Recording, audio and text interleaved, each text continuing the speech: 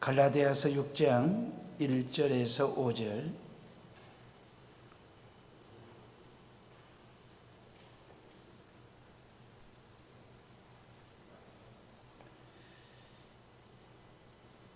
가정에서도 성경 찾으시고요. 갈라디아서 6장 1절에서 5절 찾았으면 저랑 같이 읽습니다.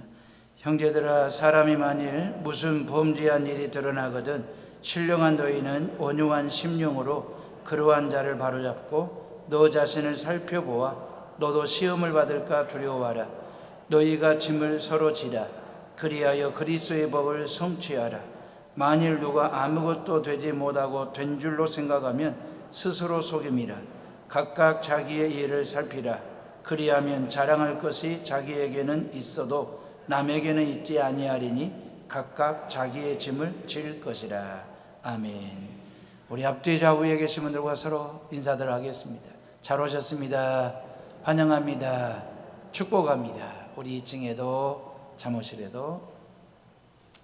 성전을 새롭게 리모델링하기 위해서 24년 남짓 썼던, 그리고 낡아진 묵혀두었던 공간과 시설물을 철거하는 철거 작업이 지난 5월 20일부터 본격적으로 시작하여 마무리가 됐습니다. 매일 8명 내지 10명 정도의 근로자들이 들어오셔서 하루 종일 뜯고 빼고 깨고 자르고 때려 부시고 나르고 쓸고 그러셨습니다. 저는 늘 현장을 둘러보면서 새 건물을 짓는 것이 헌 건물을 새롭게 만드는 것보다 훨씬 쉬울 수도 있겠다. 헌 건물을 새롭게 한다는 게 이렇게 만만치 않은 일이 있다라고 하는 걸 보았습니다. 포크레인 같은 장비를 다루는 기술자와 흔히 말하는 노가대 하시는 분들의 역할이 다 달랐습니다. 철거업체 사장님으로부터 역할이 주어지면 하루 종일 그 일들을 하시더라고요. 그 일은 그분들에게 돈도 되지만 짐도 되겠다라는 생각을 했습니다. 근로자 10여 명에게 각자의 일, 각자가 져야 할 짐, 역할들이 주어지더라 그 말이죠.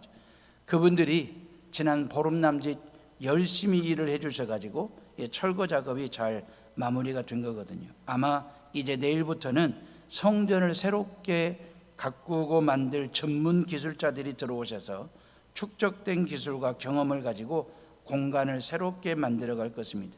아무쪼록 안전하게 일하시고 자기 집을 수리하듯이 일을 짐스럽게 여기지 말고 복스럽게 여기며 즐겁게 일하실 수 있도록 여러분들이 기도해 주시기를 바랍니다. 사도 바울은 갈라디아서 6장 마지막 장에서 짐 이야기를 해요. 그러면서 2절에 보면 너희가 짐을 서로 지라, 이 서로 지라는 말, 그리고 5절에 보면 각각 자기의 짐을 지라 그리 말씀하셨거든요. 짐을 서로 지라는 말의 방점은 서로에 있습니다. 다시 말하면 혼자 짐지기에는 너무 무거운 거예요. 너무 큰 거예요. 너무 힘이 드는 거예요. 그 혼자 짐지기에는 너무 벅차고 버거워서 낑낑거리고 허덕대는 사람들이, 허덕거리는 사람이 주변에 있다면 그 사람들의 짐을 나눠서 대신 저 주모로 인하여 요 얘기거든요. 근데 5절에 있는 말씀은 각각 자기 짐은 스스로 지라고 말씀하셨거든요. 다시 말하면 가벼운 간단한 짐은 그 말입니다. 스스로 지라는 것입니다. 남에게 짐을 지우지 말고 자기 짐은 자기가 져라 그리 했거든요.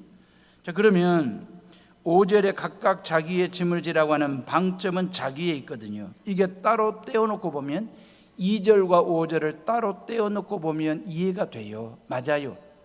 짐을 서로 져라, 각각 자기의 짐을 져라 라고 하는 말. 근데 이 말을 묶어놓고 연결을 시켜놓으면 모순이 있는 것처럼 들리지 않습니까? 짐을 서로 지라고 해놓고 다시 각각 자기의 짐은 자기 스스로 지라고 말씀을 하시니 이게 언밸런스가 나는 것처럼 들리는, 모순처럼 들리거든요. 그런데 헬라어 언어를 살펴보면 모순이 아니에요. 서로 짐을 져주라는 말에 무거운, 이 짐은 무거운 짐, 큰 짐, 벅찬 힘든 짐을 말하거든요. 이걸 헬라어로 바로스라고 얘기합니다. 이 바로스라고 하는 짐은 혼자 지기에는 너무나 무거운 짐이기 때문에 같이 힘을 보태 나눠서 지라 그 말이죠. 그리고 5절에 있는 각각의 짐은 가벼운 짐입니다. 작은 짐입니다. 이걸 헬라어로 포르티온이라고 얘기해요. 이 포르티온이라고 하는 가벼운 작은 짐은 스스로 지라는 거예요. 이 짐마저 남에게 짐 지우면 이게 결국 바로스, 무거운 짐이 되어버릴 수밖에 없다라고 하는 이야기이거든요. 여러분, 바로스, 크고 무거운 힘든 짐을 서로 나눠지고, 포르티오는 가볍고 작은 짐은 스스로 지라는 것. 바로스는 내가 져줄게 그 말입니다. 힘들지? 내가 너를 대신하여 나눠서 짐을 질게. 이게 바로스예요. 포르티오는 내가 질게 그 말이에요. 나도 충분히 이 정도의 짐은 질 줄 알아. 질 만한 힘이 있어 라고 말할 수 있는 게 포르티온이라고 하는 짐이 됩니다. 이 세상을 살다 보면 나 혼자 질 짐이 있고 져줘야 할 짐들이 있더라고요.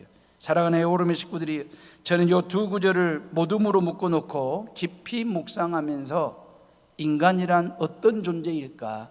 짐진 자이구나. 인생이라고 하는 것은 뭘까? 평생 내가 지고 이고 들고 품고 가야 할 짐을 가지고 살아가는 존재가 바로 인생이구나 라고 하는 생각 말입니다.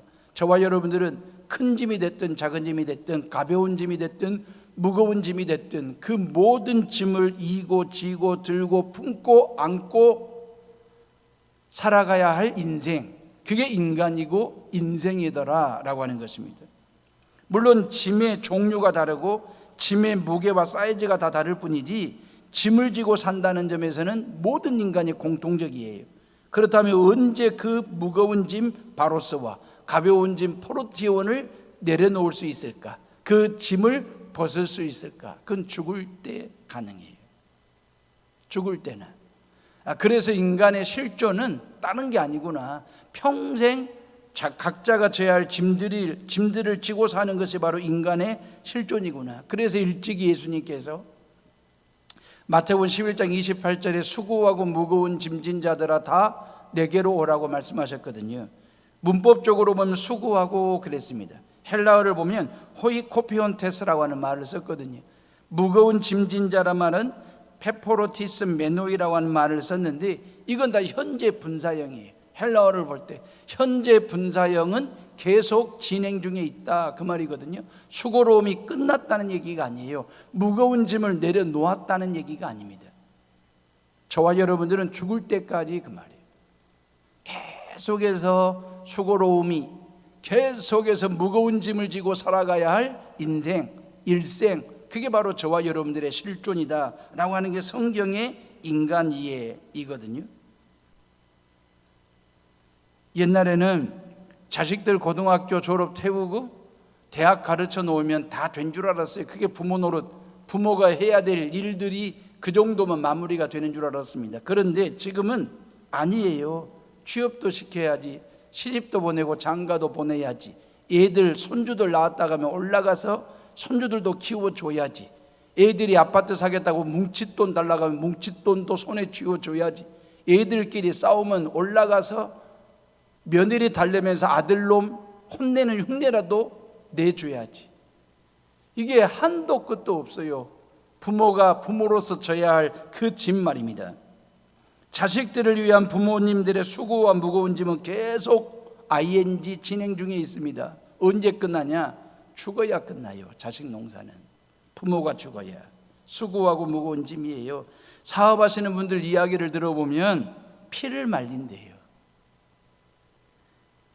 사람들 직원들 월급 주는 날은 성큼성큼 다가오지, 거래처 사람들 접대해야지, 윗사람 눈치 봐야지, 아랫사람들 비유 맞춰야지, 속 타면서 수주 일거리를 따야지, 무엇보다도 안전하고 안전사고 신경 써야지. 이게 산 넘어 산이래요. 사업하시는 분들은 이게 수고로움이, 무거운 짐이 만만치가 않아요. 저 사람은 고민 하나 없을 거야, 아픔도 어떤 고민도 없이 살 거야 라고 생각하고 다가서서 커피 한 잔 나누다가 오히려 나보다도 더 큰 고민과 아픔과 상처를 가지고 살아가는 사람들을 만날 때가 의외로 많거든요. 겉으로는 웃고 있어서 항상 웃는가 보다, 즐거운 일이 있는가 보다라고 생각하고 다가섰는데 그 사람의 속을 이렇게 들여다보니까 그 안에서는 멈춤이 없는 울음말입니다.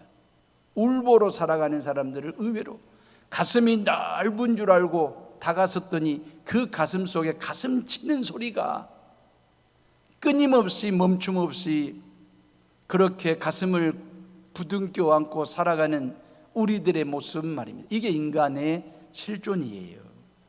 그래서 예수님은 수고하고 무거운 짐진 자들아 다 내게로 오라, 내가 너희를 쉬게 하리라고 말씀하시고 우리를 초청하신 것이거든요. 그럼 여기서 수고는 뭐 때문에 왔냐면 에덴 동산의 아담과 하와가 하나님의 말씀에 불순종하는 순간에 범죄하게 됐잖아요. 그 범죄에 대한 처벌로 수고가 왔습니다. 모든 남자들, 아담에게 뭐라고 말씀하셨어요? 뭐라고 처벌하셨습니까? 모든 남자들, 남성들, 아버지들은 땀을 흘려야 되는 노동의 수고를 해야 된다 그랬어요. 모든 엄마들, 여성들은 아이를 낳는 상고의 수고를 해야만이 살아갈 수 있는 존재가 된다. 하나님의 말씀에 불순종하고 범죄한 자에 대한 하나님의 처벌이 이거였습니다. 다시 말하면 그때부터 인간은 수고하지 않으면 그 말이에요.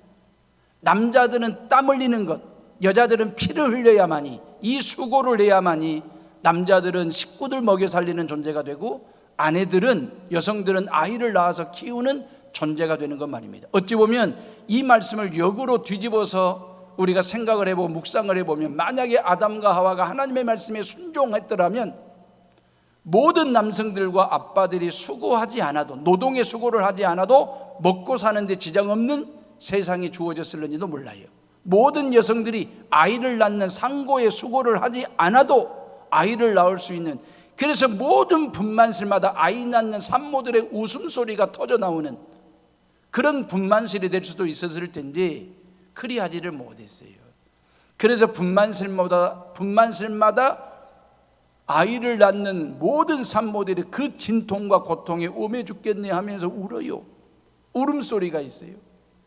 그렇게 엄마를 울리고 태어난 인간이, 모든 사람들이 결국 죽을 때 가족을 또 울려요. 장례식장에서. 분만실에서 엄마를 울렸던 아이가 평생을 일생을 그렇게 살다가 결국 자기 장례를 치르는 모든 가족들을 울려요. 이게 인간의 출발이고 마지막 마무리이거든요. 이걸 수고로움과 무거운 짐이라고 예수님은 그렇게 말씀하셨어요. 우리는 일상의 짐이라고 하는 게 있잖아요. 일상의 짐, 모두가 다 져야 될 자식이라든지 사업, 부동산, 건강, 주식, 진학, 진로, 운전, 코로나 극복, 젊음, 늙음, 죽음, 이 일상의 짐들이 의외로 많습니다. 이건 내려놓기가 결코 쉽지 않거든요. 이건 못 내려놔가지고 결국 잠자리까지 품고 눕다 보니까 잠자리가 편치 않는 경우들이 얼마나 많은지 그 말입니다. 그래서 주님은 수고하고 무거운 짐진 자들아 다 내게로 오라고 우리를 초청하신 것이거든요. 인간이 궁극적으로 내려놔야 할 짐은 일상의 짐이 아니라 실은 죄의 짐이거든요. 일상의 짐도 버거워요. 근데 죄의 짐을 지고 살아야 되는 게 인생이에요. 인간이에요. 근데 일상의 짐은 어찌됐든 꾸역꾸역 이리저리 해서 여차저차해서 일상의 짐은 내려놓을 수 있어요. 문제는 죄의 짐을 인간 스스로가 내려놓을 수 있겠냐 그 말이에요. 아담이 범죄하여 지은 그 죄의 짐을 인간 스스로는 내려놓을 방법이 없어요. 그 누구도 나를 대신하여 그 짐을 져줄 사람도 없어요. 부모가요? 안 됩니다. 애인이요? 져줄 수 있는 짐이 아니다 그 말이에요. 이게 바로스예요. 죄의 짐 말입니다.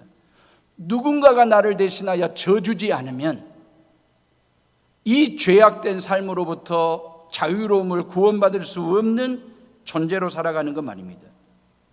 죄의 값은 매길 수가 없어요. 너무너무 비쌉니다. 죄의 값은 애누리도 안 되고 바겐 세일도 안 되는 게 죄입니다. 반드시 모든 인간이 지불해야 될 죄값이거든요.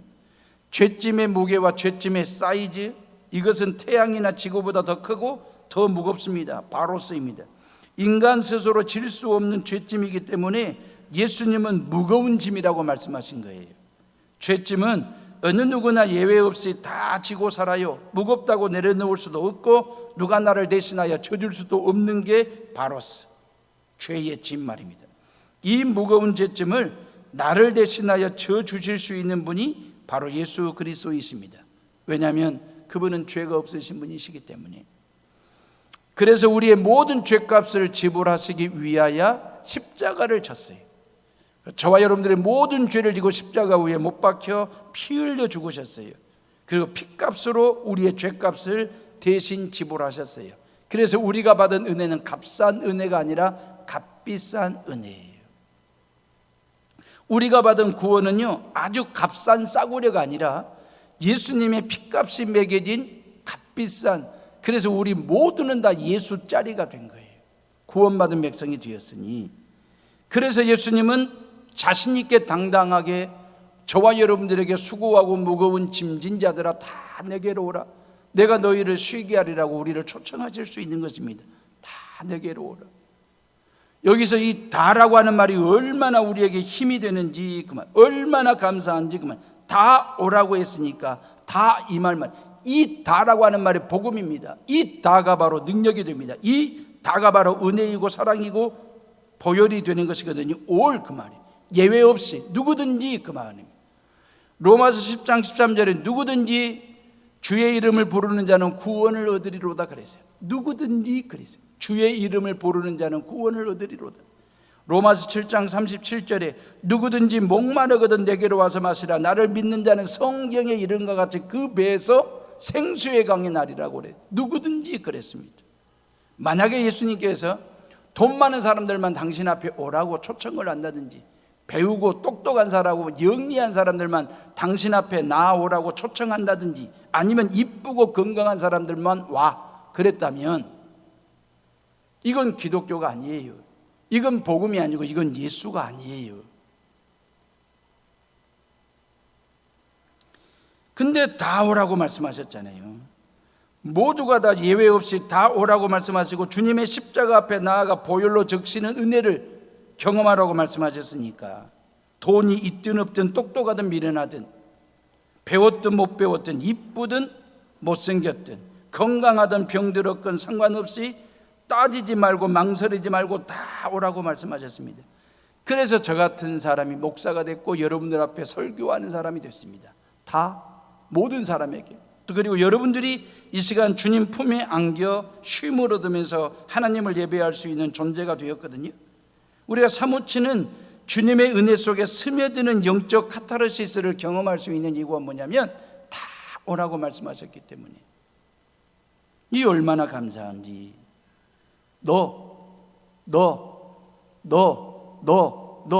만약 너만 쉬어, 너만 와, 너만 구원받아.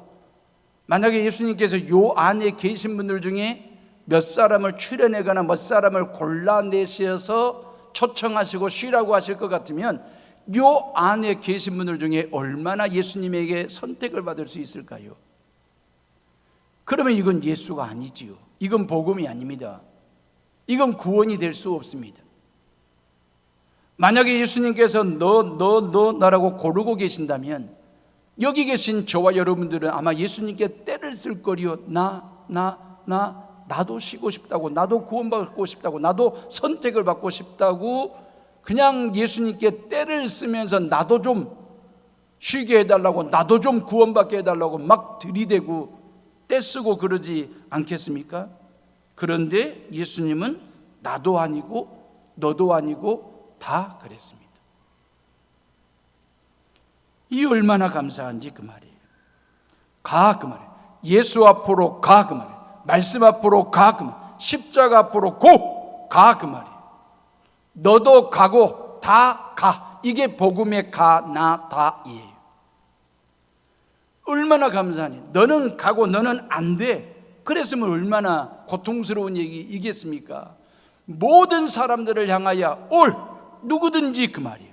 예수 앞에 가 그 말이에요. 말씀 앞에 가고 교회 안으로 가고 십자가 앞에 가면 너도 가고 다 가. 너도 구원받고 다 구원받는다라고 성경은 우리에게 말씀하셨으니 이 얼마나 복음의 가나다가 우리에게 축복이고 은혜인지 그 말입니다. 그렇다면 뭘 해 주시려고 우리를 초청하셨을까요? 오라고 하셨을까요? 내가 너희를 쉬게 하리라 그랬잖아요. 여기서 쉼을 주신다라고 말씀하실 때 이 쉼은 육체적인 쉼이 아니라 영적인 쉼을 말하는 것입니다. 인간은 언제 쉼을 잃어버렸냐면 에덴 동산에서 말씀에 불순종하는 순간에 낙원을 잃어버렸어요. 이게 밀턴의 대서사시 신락원의 내용이 되는 거잖아요. 낙원을 잃어버리고 에덴을 잃어버리는 순간에 하나님과의 관계를 잃어버렸습니다. 하나님과의 관계를 잃어버린 순간에 하나님의 형상을 잃어버린 존재가 됐습니다. 하나님의 형상을 잃어버리는 순간에 쉼을 잃어버렸습니다. 그 쉼을 잃어버렸다는 얘기가 곧 구원됨을 잃어버렸다라고 하는 얘기거든요. 쉼이 없는, 왜? 수고하고 무거운 짐을 지고 있기 때문에. 이 수고로움과 무거움으로부터 오직 예수 그리스도만이 우리를 자유케 하시고 구원하게 하시고 쉼을 내려놓고 수고로움을 내려놓고 무거움을 내려놓을 수 있도록 유일한 분이 바로 예수 그리스도이실 텐데, 그 예수 그리스도와의 관계가 죄로 인하여 틀어져 있으면 그 말이에요. 낙원을 잃어버린 존재가 되는 거잖아요. 쉼이 없는 존재가 되는 거잖아요. 이걸 회복시키시려고 예수 그리스도께서 저와 여러분들의 모든 죄를 짊어지고 십자가 위에 오르시고 그 말이에요. 나의 죄값을 지불하신 그 예수 그리스도 말입니다. 우리는 마태복음 11장 28절을 외우고 암송하고 설교할 때마다 방점을, 무게추를 어디에 두냐면 쉬게 하리라. 이 안식에다가 목적을 둘 때가 너무 많았거든요. 근데 여러분들이 잘 들어보세요. 이 말씀 속에 여러분들의 가슴을 울리는, 여러분들의 뇌에 딱 박히는 단어 하나가 뭔지, 수고하고 무거운 짐진 자들아 다 내게로 오라, 내가 너희를 쉬게 하리라 그랬거든요. 수고라는 단어입니까? 무거움이라는 단어입니까? 짐이라는 단어입니까? 쉬게 하리라 안식입니까? 이 말씀 속에 가장 중요한 것은 내가 그 말입니다. 바로 예수 그리스도가, 예수 그리스도께서 우리를 수고한 자를 부르십니다. 무거운 짐진 자들을 초청하십니다. 뭐 하시려고요? 쉬게 하시려고. 누가? 내가, 예수 그리스도가. 예수 그리스도께서 이 쉼을 회복시키시려고. 그 쉼이 회복이 된다는 말이 하나님과의 관계가 회복이 되고 구원받은 자로 하나님의 형상을 회복될 때 그 말이에요. 그래서 예수님은 저와 여러분들의 모든 죄를 지고 그랬거든요. 세례 요한은 보라 세상 죄를 지고 가는 하나님의 어린 양이로다 그랬거든요. 이사야 선지자는요, 그는 실로 우리의 질고를 지고 우리의 슬픔을 당하였거늘 그랬거든요. 예수 그리스도께서 우리의 모든 죄를 지고 아픔과 상처와 고통과 눈물과 모든 질고를 지고 그 말이에요. 그래서 우리는 그 예수 그리스도를 믿으면 모든 죄의 짐을 내려놓을 수 있는, 수고로움에서 벗어날 수 있는, 그리고 하나님의 거룩한 백성으로 살아갈 수 있는 축복 말입니다. 그래서 오라고, 다 오라고 말씀하시는 것입니다. 안식보다 더 중요한 게 뭘까요? 안식을 주신 예수 그리스도. 축복보다도 더 중요한 것이 뭘까요? 축복을 주신 예수 그리스도. 은혜보다 더 중요한 게 뭘까요? 은혜를 주신 그 예수 그리스도. 우리의 신앙의 무게추가 축복에 있고 구원에 있고 은혜에 방점을 둘 때가 많거든요. 근데 그 축복을 주신 이가 누구냐 그 말이에요. 나를 죄 가운데서 구원하시고 나에게 은혜 주신 분이 누구냐 그 말이에요. 내가 그랬잖아요. 예수 그리스도. 사랑하는 에오르미 식구들이여, 이제는 우리 차례지요. 예수님께서 저와 여러분들을 대신하여 죄의 짐을 지신 것처럼, 바로 십자가를 지고 골고다 위에 오르신 것처럼, 이제는 저와 여러분들이 누군가의 짐을, 바로 내 주변에 혹여나 낑낑대며 허덕거리며 무거운 짐을 지고 가는 사람이 있으면 대신 나눠 져줄 줄 아는, 질 줄 아는 예수의 정신 말입니다. 포르티오, 가볍고 작은 짐은 남에게 짐을 지우지 말고 내 스스로 그 짐을 사명으로 알고 기쁨으로 감사함으로 질 줄 아는 예수의 정신 말입니다. 고통 분담하는 거 말이에요. 이게 너무너무 중요하잖아요. 요즘 시대의 고통 분담 말입니다. 여러분들이 잘 아시는 대지라는 책을 쓴 펄복 여사 말입니다. 여성 최초로 노벨 문학상을 탄 여인이 펄복이거든요. 이 펄복의 아버지는 중국 선교사였습니다. 중국식 이름은 사이전주이고 한국식 이름은 박진주이거든요. 펄복은 여성 작가로서 그렇게 많은 책을 썼는데 한국의 전쟁 고아들을 미국으로 입양시킬 수 있도록 웰컴 하우스를 창립했고 자기 자신도 한국의 전쟁 고아 7명을 입양해서 키웠던 여인이 바로 펄복 인권운동가였습니다. 이 펄복이 1960년에 서울 방문을 했습니다. 한국 전쟁의 피폐함, 그 상처 위에 있는 한국을 방문했고 저 시골의 지방에 있는 경주를 내려가게 됐는데 경주 시골길을 지나가는데 한 농부가 말해요. 가벼운 볕단을 소 달구지 위에다가 싣고, 농부는 자기는 스스로 지게를 지고 지게 위에다가 무거운 짐을 지고 소 달구지를 몰면서 걸어가는 모습을 이 펄복 서양 여자가 보면서 참 신기하다. 서양 농부, 서양 사람들의 합리적인 사고라고 한다면 그 소 달구지 위에다가 짐도 싣고 지게도 싣고 자기 몸뚱아리까지 싣고 소를 몰고 가는 게 서양 농부의 농사법인데, 소 모는 법인데, 어떻게 한국의 시골 농부들은 소 달구지는 빈 소 달구지고 지게를 어깨에 메고 지게에다가 그 무거운 짐을 지고 소를 몰고 갈까? 이해가 안 되는 거예요. 그래서 물은 거예요. 소 달구지를 타지 않고 힘들게 왜 걸어갔습니까?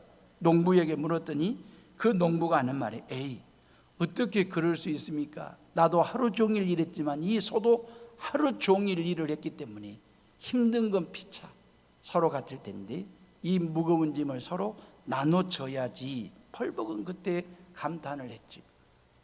세상에서 가장 아름다운 광경을 보았다고 책에 글로 남겼습니다.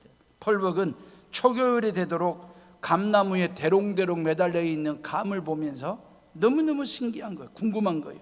저건 따기 힘들어서 그냥 두는 겁니까? 따기 힘들어서 그냥 뒀냐고 물었더니 농부가 하는 말이 까치밥이라고, 겨울 새들을 위해서도 남겨둔 것이라고. 펄복은 나는 한국에 오기를 잘했다라고 말을 했습니다. 그러면서 바람에 시달려 가지고 이리 흔들 저리 흔들리는 갈대를 보면서 대한민국을 들여다본 거죠. 일제화가 있었고 한국 전쟁의 아픔을 겪고 있는 이 대한민국은 갈대와도 같다. 이리 흔들리고 저리 흔들리고 있는 그 갈대를 빗대어서 소설을 쓴 거예요. 한국 사회를 배경으로 해서. 이 책에 한국은 고상한 국민이 살고 있는 보석 같은 나라다. 이게 펄복이 내린 결론입니다. 한국은 고상한 국민들이 살고 있는 보석 같은 나라. 한국 전쟁으로 피폐해진 한국과 한국인을 미국에 알리는 데 공헌을 했거든요. 대한민국은 보석 같은 나라입니다. 여수는 대한민국의 보물 같은 도시입니다. 미물인 소와 고통 분담을 할 정도로 넉넉함이 있고 풍요로움이 있고 자비가 있고 여유를 가진 민족이 바로 우리 민족 말입니다.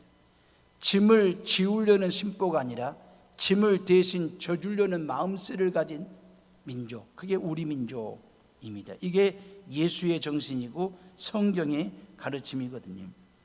우리 교회 정기명 집사님이 민선 8기 여수시장으로 당선되셨는데 다시 한번 교회를 대표해서 축하를 드리고요. 여수시장직이 결코 가벼운 짐은 아니라고 생각합니다. 포르티온이 아니라 바로스입니다. 혼자 지려고 하시면 4년 임기 동안 내내 눌림과 벅참을 느끼게 될 겁니다. 28만 여수 시민도 혼자 지라고 맡기신 직이 아닐 겁니다. 같이 지자는 거죠. 28만 시민들이 조금씩 나눠 지자고 시장직을 맡긴 것이지 혼자 지라고 맡긴 시민들은 결코 아닐 겁니다. 지혜로운 시민들이라서. 집사님이 여수 시장직을 짊어지고 앞장서시면 28만 시민들이 뒤를 따르게 될 겁니다. 그리고 마음속에 꼭 새겨두실 것은 예수님이 나와 함께 하신다라고 하는 믿음, 그리고 우리 해오른교회 교인들이 집사님을 위해서 기도로 협력하고 응원한다라고 하는 이 믿음을 가지고 시정을 펼쳐가실 수 있기를 주님의 이름으로 부탁을 드립니다. 사랑하는 해오름의 식구들이, 인생이란 결론입니다. 각자의 짐을 지고 오랜 세월 동안 살아가는 것, 이게 인생이구나. 맨몸으로 홀가분하게 가는 인생이 있을까요? 모르겠습니다. 정말 아무런 일도 없이, 책임도 없이, 짐도 없이 살아갈 사람이 있을지 없을 겁니다. 모든 사람은 각자 자기에게 주어진 짐을 지고 살거든요. 사이즈와 무게와 그리고 내용물이 다를 뿐이지 맨몸으로 홀가분하게 살 사람은 아무도 없습니다. 집안의 가정은 가족을 먹여 살려야 할 짐을 지고 있고, 학생들은 공부를 해야 될 짐을 지고 학교를 다니고 있고, 엄마는 살림과 육아의 짐을 지고 살고 있고, 지금 여러분들이 성전에 예배를 드리러 오셨지만 무거운 삶의 짐을 한 짐, 두 짐 지고 예배를 드리시는 분들도 의외로 많을 겁니다. 양 어깨를 짓누르는 삶의 무게들 말입니다. 우리 교인들 중에 사업이 얼마나 힘들면, 목사님 사업이 짐입니다, 짐, 그렇게 말씀하시는 분들이 있어요. 어떤 분들은 자식이 한 짐이래요. 자식이 한 짐이래요. 그래서 제가 물었어요. 남편은 몇 짐이나 되냐고 물었더니 전혀 예기치 못한 질문에 당황하면서 남편이요, 한참을 생각하니 똥짐이에요. 웃자고 하는 소리였겠지만 남편이 똥짐일 수는 없지. 얼마나 복스러운 사람인데요. 아내가 얼마나 복둥이가 되는 건데요. 실은 목사인 저도 목회가 짐스러울 때가 있습니다. 천근만근 무거운 눌림을 가져오는 짐스러울 때가, 한편의 설교 준비가 너무너무 힘들어서 설교 준비가 안 돼가지고 토요일날 밤늦도록 목양실에서 몸부림을 치고 발버둥을 칠 때가 한두 번이 아닙니다. 사람마다 지고 사는 짐들이 다 달라요. 어떤 사람은 세상의 짐이란 짐은 혼자 다 진 것처럼 낑낑대며 사시는 분들도 있고, 어떤 사람은 거뜬히 지고 사는 사람도 있거든요. 짐에서 자유로울 수 있는 사람은 아무도 없습니다. 같은 짐을 어떤 사람은 거뜬히 지고 살기도 하는데 어떤 사람은 왜 허덕거릴까? 거뜬히와 허덕거림의 차이는 뭘까? 짐의 차이일까? 아닙니다. 거뜬히와 허덕거림의 차이는 짐의 차이가 가져다 주는 게 아니고 짐지는 사람의 차이에서 오는 것입니다. 나의 건강을 지키고 그리고 내 모든 삶의 정결함과 정갈함을 가지고 나를 아름답게 잘 가꾸고 단장하고 꾸며놓고 살면 아무리 바로서 무거운 벅찬 짐이라 할지라도 그걸 기꺼이 거뜬하게 지고 사는 것이고요. 두 다리가 짱짱하면. 근데 그리하지 못하고 내 건강을, 아니면 내 삶을 아름답게 어떤 내면의 세계를 잘 다듬어 놓지 못하고 가꾸어 놓지를 못하면 실은 포르티온, 아주 가벼운 간단한 짐도 그 사람에게는 무거움이 느껴져서 허덕거리게 되고 낑낑대게 될 것이고 말입니다. 짐이 허덕거림과 거뜬히를 결정하는 게 아닙니다. 짐지는 사람이 결정을 하는 것이거든요. 그래서 우리가 영적으로 무장하자 그 말입니다. 영적으로 건강해야 될 이유가 뭐냐 그 말입니다. 이 성전 리모델링을 하는 데 있어서 밤마다 모여서 새벽마다 모여서 기도하자라고 하는 이유는 딴 게 아닙니다. 우리가 영적으로 건강해야 어떠한 짐도 그게 무겁든 가볍든 거뜬하게 기쁨으로 감사함으로 질 수 있기 때문에 그 말입니다. 크리스찬들은요, 세상을 살아가는 방법들, 방식들이 여러 가지가 달라야 돼요. 그 여러 가지가 달라야 되는 것 중에 하나가 뭐냐면 짐을 지는 자세이고 짐을 대하는 마음가짐이 달라야 된다고 생각합니다. 세상 사람들은 어떻게 짐을 대하든, 세상 사람들은 어떤 자세로 짐을 지든 놔두고 예수 믿는 저와 여러분들은 나에게 주어진 짐을 대하는 자세, 짐을 지는 자세와 짐을 대하는 마음가짐이 달라야 되지 않겠냐 그 말이에요. 짐을 짐 그러면 징그러울 정도로 짐스러움이 되면 그 짐은요, 아무리 포르티온 가볍고 간단한 짐이라 할지라도 천근만근 내 삶을 짓누르는 무거운 짐이 되어버리고 맙니다. 짐이 징그럽게 짐스러워지면. 근데 예수 그리스도를 믿는 저와 여러분들은 그 짐을 대하는 자세와 마음가짐이 뭐냐? 짐을 덕이 되도록 지는 것입니다. 나도 덕이 되고 너도 덕이 되고 다 덕이 되게 지는 거예요. 짐을 덕스럽게 지는 것입니다. 나도 덕이 되고 너도 덕이 되고 다 덕이 되게 지는 것입니다. 짐을 복이 되게 지는 것입니다. 짐을 나도 복이 되고 너도 복이 되고 다 복이 되는, 수고하고 무거운 짐 지는 자 따라 다 내게로 오라 할 때 그 다 그 말입니다. 짐이 한자입니다. 외자입니다. 덕도 득, 복 다 한자이거든요. 여러분, 이 짐을 덕이 되고 복이 되고 득이 되도록 지면 이 짐이 그렇게 가벼워질 수밖에 없어요.